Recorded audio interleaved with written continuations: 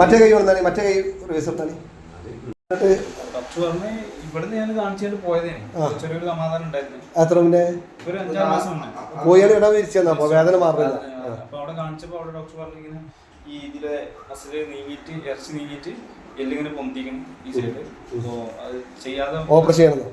എന്തൊക്കെ ഓപ്പറേഷൻ ചെയ്യണമെങ്കിൽ നല്ല റെസ്റ്റ് എടുക്കണം. 6 മാസം റെസ്റ്റ് എടുത്തിട്ട് പോരാന്ന് പറഞ്ഞു. ഷർട്ട് അടിച്ച് കൊടുക്കണം.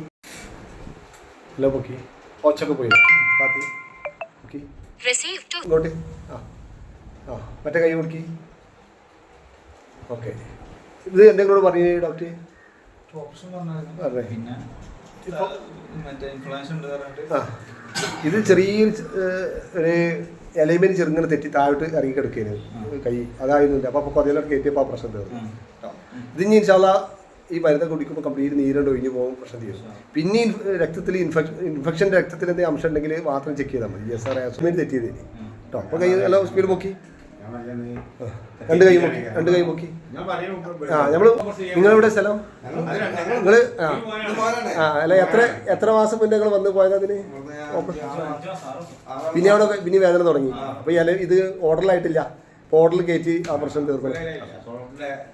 ആ അതെ, സോഡറിൻ്റെ പ്രശ്നമായിരുന്നു. സോഡറിൽ ഇറങ്ങിപ്പോയതാണ്.